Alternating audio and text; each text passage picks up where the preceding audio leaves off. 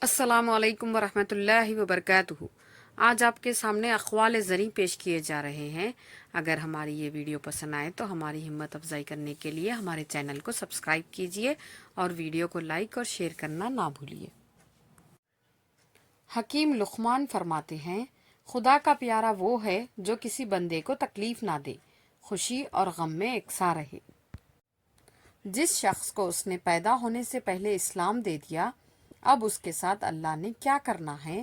اللہ تو آپ پر پہلے فضل کر چکا ہے۔ عقل مند خاموش رہنے کا موقع ڈھونڈتا ہے اور نادان بولنے کا۔ دنیا دار کے لیے جہاں صبر کا حکم ہے، وہاں اللہ والوں کے لیے شکر کا حکم ہے۔ اپنی انا کو کسی شخص کے سامنے ختم کرنے کا نام عشق مجازی ہے۔